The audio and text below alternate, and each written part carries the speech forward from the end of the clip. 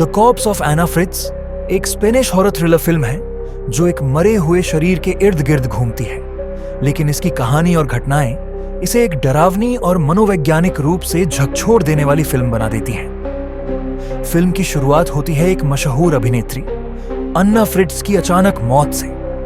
उसकी लाश अस्पताल के मुर्दाघर में रखी जाती है, लेकिन फिर कुछ ऐसा होता है जो आपकी रूह कंपा देगा।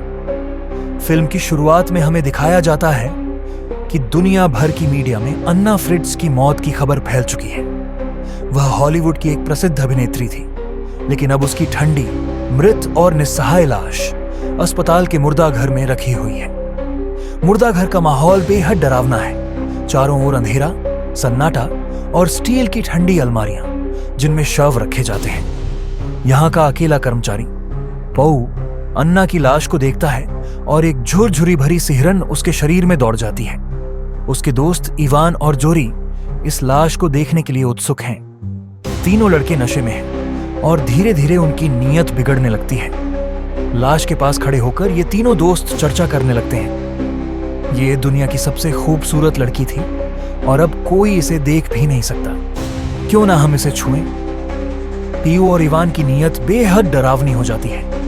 उन्होंने जो करने की सोची थी वह पूरी तरह से अमानवीय और भयावह है। जोरी, जो थोड़ा हिचकिचा रहा था, उसे भी ये घिनौनी हरकत देखने के लिए मजबूर किया जाता है। अंधेरे कमरे में ठंडी हवा के बीच उनके हाथ धीरे धीरे अन्ना की मृतदेह की ओर बढ़ने लगते हैं। लेकिन तभी जैसे ही वे अपनी हदें पार करते हैं, अचानक अन्ना की आंखें फटाक से खुल जाती हैं। सब कुछ थम जाता है। कमरे में सन्नाटा छा जाता है। क्या यह भ्रम था? क्या नशे की वजह से ऐसा लग रहा था? नहीं, अन्ना जीवित थी। लड़के अपनी जगह जड़ हो जाते हैं। अन्ना का मृत शरीर पहले एकदम निर्जीव था, लेकिन अब उसके शरीर में हलचल हो रही थी। उसकी आंखें सीधे उनकी तरफ घूर रही थीं, गहरी, ठंडी और क्रोध से भरी हुई। इवान डर के मारे जमीन पर गिर पड़ता है। जोरी दीवार के साथ सिमट जाता है और पऊ बुरी तरह कांपने लगता है। अन्ना उठ नहीं सकती क्योंकि उसका शरीर बहुत कमजोर है, लेकिन उसकी मौजूदगी ही इतनी खौफनाक है कि लड़कों के होश उड़ जाते हैं। इवान सबसे ज्यादा डर जाता है और कहता है, हमें इसे खत्म करना होगा। अगर ये पुलिस के पास गई तो हम मर गए। जोरी अब भी घबराया हुआ है, लेकिन पऊ और इवान अब अपने अपराध को छुपाने के लिए एक भयानक फैसला लेते हैं। अन्ना को दोबारा मारना होगा।